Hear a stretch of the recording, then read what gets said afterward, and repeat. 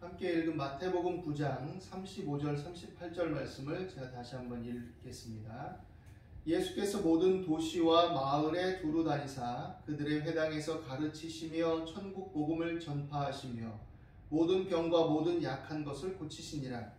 무리를 보시고 불쌍히 여기시니 이는 그들이 목자 없는 양과 같이 고생하며 기진함이라. 이에 제자들에게 이르시되 추수할 것은 많되 일꾼이 적으니 그러므로 추수하는 주인에게 청하여 추수할 일꾼들을 보내주소서 하라 하시니라. 예수님께서 분주하게 모든 도시와 마을에 빠뜨리지 않고 두루두루 다니시면서 그들의 회당에서 가르치시고 천국 복음을 전파하시고 모든 병과 모든 약한 것들을 고치셨습니다. 하나님께로부터 보내심을 받은 하나님의 독생자요 그리스도이시요 메시아이신 예수님께서 이런 일을 하신 이유는 사실은 그 다음 말씀에 나와 있는 것처럼 무리를 보시는 시각, 그 관점에 있었던 것이죠. 다른 타인, 다른 사람들, 다른 이들을 보는 어떤 시각, 그 관점에 있어서 우리에게 중요한 교훈들이 있습니다. 우리는 기본적으로 다른 사람을 볼 때 잘못된 것, 단점, 허물을 보는 습성들이 있습니다. 사실 또 따지고 보면 그런 단점과 허물들은 내 안에 있는 것들이 그 상대방에게 투사된 경우일 때가 많이 있습니다. 물론 우리가 삶을 살아가고 어떤 일들을 함에 있어서 다른 사람들을 통해서 장점뿐만 아니라 단점들도 또 잘못된 것들도 보고 생각하고 교훈으로 삼고 또 비판적 태도를 가질 필요가 있지요. 그런데 그냥 일상적이고 일반적인 차원에서 자꾸 다른 사람들의 부족한 것, 잘못된 것들만 캐내가지고 그것들을 비난하고, 건강한 비판이 아니라 비난하고 지적하고 그래서 관계성이 깨어지고 멀어지고 이렇게 된다면 이건 좀 문제성이 있는 것이죠. 만약 예수님께서 우리에게서 약함과 허물과 흠을 찾아내려고 하셨다 한다면 얼마나 잘 찾아내셨겠습니까? 이 당시 예수님이 오셔서 그 사람들을 봤을 때, 무리들을 보셨을 때 불쌍히 여기셨다라고 오늘 말씀에 기록되어 있는데 이것은 깊은 동정과 연민을 일컫는 의미의 단어를 사용하고 있거든요. 그런데 그냥 그 사람들을 보면서 옳고 그름을 따지고 의의 잣대를 가지고 명확하게 보려고 하셨다면 얼마나 허물이 많고 죄가 많고 부족함이 많았겠습니까? 그런데 예수님이 보신 것은 1차적으로 뭐냐? 그들의 가련함, 그들의 불쌍함, 그들의 약함, 그들이 처한 공경과 어려움들을 먼저 보신 것이죠. 그러니까 그 존재적으로 그것을 바라보시니까 약함도 허물도 단점도 다 그로 인해서 고생하고 고통하고 상처받고 힘겨워하는 그런 면들로 통합되어서 보이는 거죠. 그러니까 참 안 됐구나, 참 불쌍하구나, 안타깝구나 이렇게 되는 거죠. 죄인을, 잘못된 사람을 대할 때 나쁜 점만 보지 않고 그 사람이 그걸로 인해서 얽매여 있고 압도되어 있고 고통하는 것을 본다면 한편으로는 우리가 공의의 어떤 판단을 내려서 행해야 될 때도 있지만 인간적으로는 또 한편의 하나의 어떤 인간의 실존을 볼 때는 참 불쌍하다, 딱하다, 어쩌다 저렇게 되었을까 하는 마음이 생겨날 수 있을 것입니다. 예수님께서 깊은 연민과 동정심을 가지고 이 무리를 보시고 불쌍히 여기셨는데 그 이유를 또 밝혀주고 있어요. 그들이 목자 없는 양과 같이 고생하며 기진함이라. 이들이 양과 같은데 존재적으로 봤을 때 목자가 있으면 참 좋았겠지만 목자가 없는 거예요. 양을 쳐본 사람들이나 그 당시의 문화적인 상황 속의 사람들은 이것을 잘 이해했을 겁니다. 왜냐하면 그들의 일상생활과 맞닿아 있는 면들, 직관적으로 경험되는 면들이 많았으니까. 목자가 없는 양이라는 것은 정말 고생하고 방황하고 유리하고 또 그러는 양이죠. 들짐승의 습격에 언제든지 노출될 수 있고 또 물이나 풀을 찾아서 어딘지 잘 모르는데 막 헤매고 다니고, 그러다가 낭떠러지나 절벽에 직면해서 가시덤불에 빠지거나 뭐 떨어질 수도 있고, 이런 어떤 여러 가지 괴롭고 고통스럽고 낙심되고 당황스러운 상황에 직면되어 있는 그런 존재죠. 그런데 목자가 없는 양들이 이러고 있으니 참 한탄스럽고 또 안타깝고 그런 거죠. 이것은 사실 비유입니다. 비유. 이스라엘 백성들을 바라봤을 때 이스라엘의 선생들이, 이스라엘의 지도자들이 하나님의 뜻 안에서 그들에게 부여받은 권한과 또 신분과 직위와 사명을 따라서 그 일을 감당해야 되는데 그것을 제대로 감당해내지 못하고 있으니 이런 상황이 초래된 거죠. 그래서 참으로 안타깝고 고통스럽고 슬픈 겁니다. 예수님 보실 때. 이런 현실들은 이미 오래전에도 있었어요. 이스라엘 가운데. 에스겔 당시에도 보면 에스겔 선지자가 에스겔서 34장 5절 6절에 보면 자기만 배불리는 이스라엘의 목자들, 지도자들이죠. 이들을 인해서 한탄한 내용이 있습니다. 뭐라고 기록되어 있냐면 목자가 없으므로 그것들이 흩어지고 흩어져서 모든 들짐승의 밥이 되었도다. 내 양떼가 모든 산과 높은 맷뿌리에마다 유리되었고 내 양떼가 온 지면에 흩어졌으되 찾고 찾는 자가 없었도다. 그렇게 죽어가고 그렇게 방황하고 그렇게 흩어지고 고생하고 유리하는데 그 양들을 찾고 찾을 그런 목자, 참된 목자가 없다, 이렇게 얘기하는 거예요. 이스라엘의 선생이라고 일컫는 자, 지도자라 일컫는 자가 많은데 참된 선생과 참된 지도자가 없다, 이 얘기입니다. 사실 그 결과로 에스겔서에 보면 에스겔에게 보여주신 하나님의 환상 가운데 보여주셨듯이 이스라엘의 성전에서 여호와의 영 하나님께서 떠나시는 환상을 통해서 그들이 외적으로는 어떤 제사나 어떤 율법을 수호하는 제도적인 체계와 건물들을 나름대로 구축하고 탁 자랑스럽게 가지고 있었지만 그것은 외양뿐이고 내용이 없다라는 것을 보여주죠. 하나님이 임하시고 하나님이 일하시지 않는 성전이 무슨 의미가 있습니까? 의미가 없다라는 거죠. 그걸 떠나시는 환상을 통해서 이스라엘 백성들이 우리의 조상이 아브라함이고 모세고 우리가 다윗의 후손이고 우리는 절대로 망하지 않고 다른 이방 나라들은 개 같고 다 죄인들이고 우리를 해할 수 없어 라고 자랑하지만 그런데 하나님께서 에스겔에게 보여주신 환상은 전혀 다른 거죠. 내가 너희를 떠난다. 왜? 너희랑 있으려니 너희 죄와 허물이 역겨워서 도저히 냄새가 나서 있을 수가 없다, 이 얘기예요. 너희가 비난하는 이방인들이 오히려 너희를 심판하는 도구가 될 것이다, 이 얘기입니다.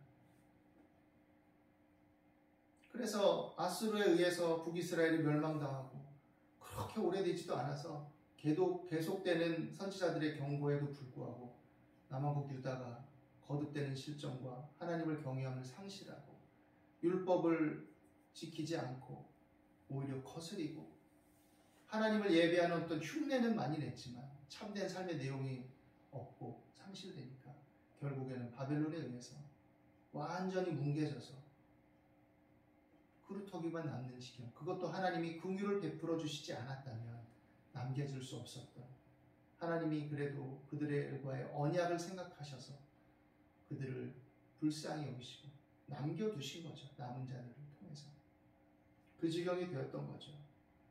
포로로 갔던 이들이 예루살렘을 생각하며 울고 슬퍼하고 고통했지만 결국 포로에서 하나님의 은혜를 입어서 바사왕 고레스의 칙령에 의해서 이제 귀환이 시작되고 성전 재건과 또 율법의 회복의 운동들이 일어났지만 그럼에도 불구하고 그들이 온전히 회복하지 못했죠. 결국 역사의 어떤 여러 가지 변동 속에서 헬라 제국에 의해서, 로마에 의해서 일시간의 마카비 왕조 때 잠깐의 회복은 맛봤지만 결국에는 계속 압제하에 있는 그런 현실이었고, 로마의 압제하에 있을 때 이제 이스라엘의 지도자들이 그 속에서 백성들을 돌아보고 긍휼히 여기며 잘 이끈 것이 아니라 여전히 목자 없는 양들처럼 이스라엘 백성들은 방황하고 있고, 목자라 일컫는 자들은 아무리 자신들이 율법의 선생이요 바리새인 중에 바리새인이라고 자랑하고 있지만 자신들만 구별해서 자신들만 위할 뿐 진정으로 백성들을 돌아보지 않았다라는 비판과 성토에 직면하게 되죠. 그리고 또 역으로 그들은 또 물질을 탐하는 자였습니다. 다른 말씀들에 보면, 누가복음에도 보면 바리새인들은 돈을 사랑하는 자들, 그 중에 뭐 조금 괜찮은 나름 의롭게 바르게 하려는 사람들이 섞여 있었겠지만 기본적으로 돈을 좋아하는 자들이라고 일컬어질 정도로 겉으로는 율법의 의식들을 충실히 행하고 일주일에 뭐 시간을 정해서 날을 정해서 금식하고 기도 시간을 철저하게 지키고 회당과 성전 거리에서 또 성전에서 여러 거리에서 인사받고 존경을 받고, 그래서 나름의 자긍심, 우리는 우리 민족의 이 하나님 철저하게 하나님을 섬기고 율법을 행한다라는 자부심을 가지고 있었지만 사실은 예수님이 볼 때는 회칠한 무덤이요 위선자들, 외식하는 자들이라는 지탄을 받았던 거죠. 그 직무를 유기함으로 인해서 결국 이스라엘의 양들도 백성들도 동일하게 똑같아졌다라는 것이죠. 물론 양들에게 책임이 없다 이런 의미는 아닙니다. 다만 하나님께서 부여주신 이것들이 제대로 행해지지 않았고 그로 인해서 이 목자 없는 양들처럼 이들이 방황하고 유리할 수밖에 없는 상황이 되었다라는 것이죠. 그럼에도 불구하고 그 양들 가운데 목자의 음성을 갈급히 하는 자들이 많다라는 것을 말합니다. 지금은 고생하고 유리하지만 그러나 그들을 이끌어줄, 하나님의 말씀을 붙들고 그들을 참되게 이끌어줄 목자들이 올 때 그들이 목자의 음성을 통해서 회복하고 살아나게 될 것이다, 이렇게 예견하고 있죠. 그래서 제자들에게 말합니다. 추수할 것은 많되 일꾼이 적으니 그러므로 추수하는 주인에게 청하여 추수할 일꾼들을 보내주소서 하라, 이렇게 말합니다. 이들을 이끌고 이들을 인도할 그런 자들이 필요하다 이렇게 말하는 거죠.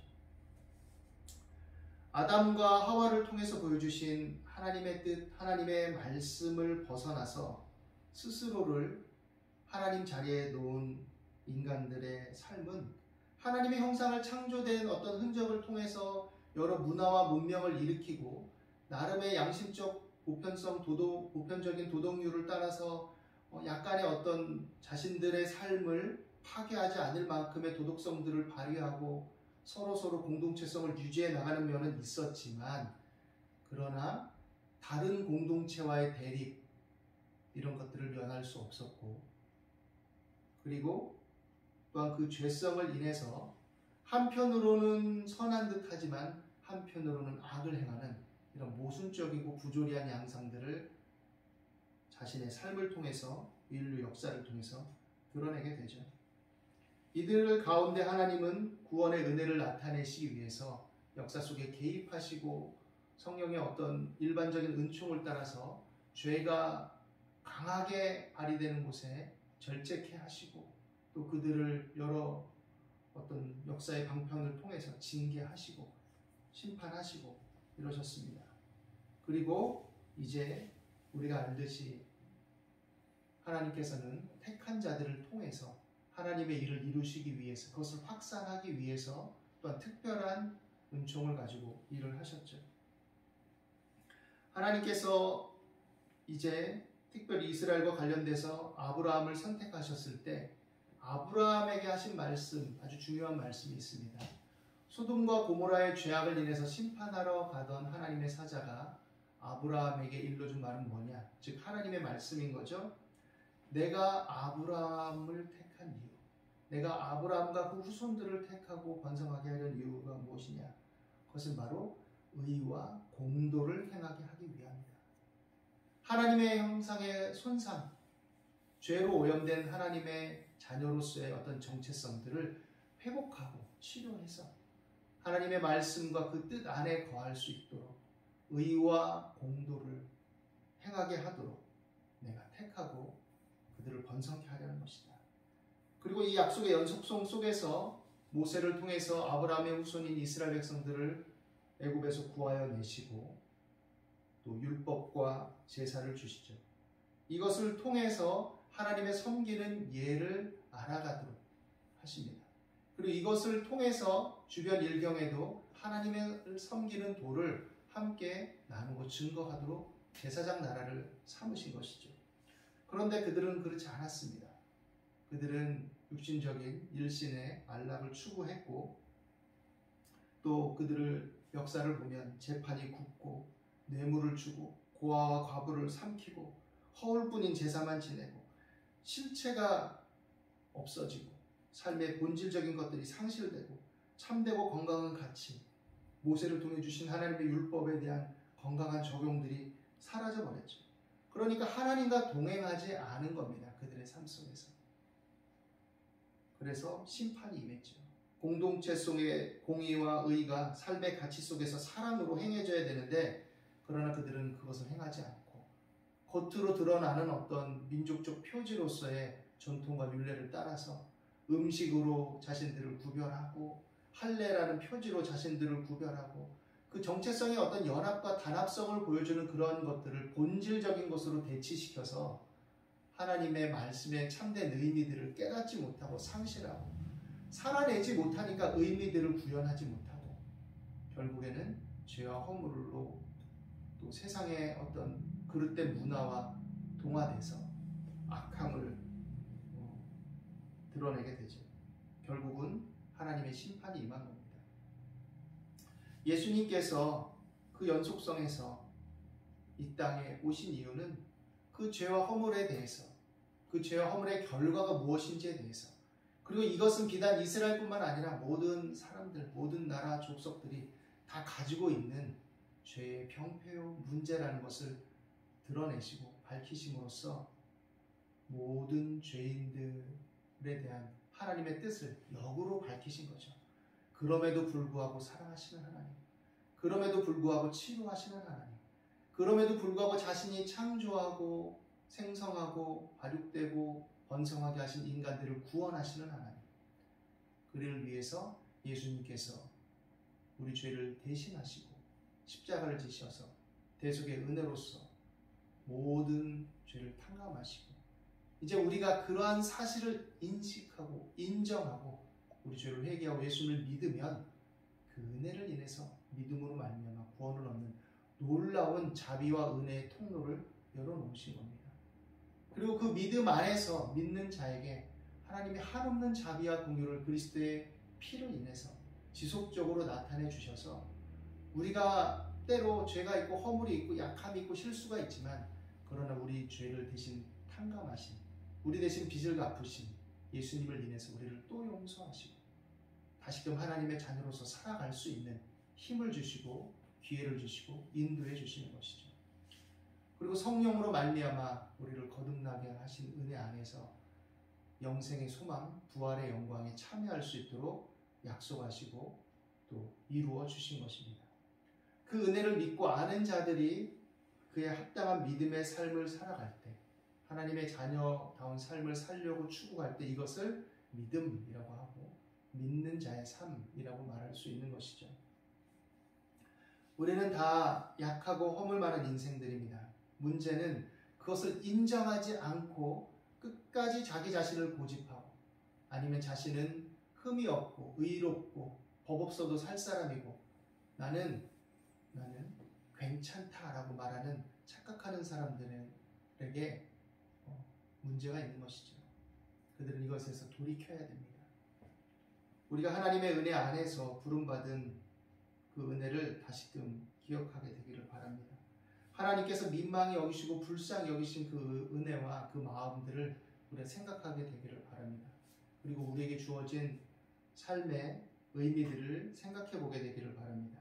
그리고 우리가 각자에게 부여해 주신 하나님의 뜻, 그 은혜들을 기억하면서 어떻게 살아야 할 것인지, 무엇을 위해 살아야 될 것인지를 생각하게 되기를 바랍니다.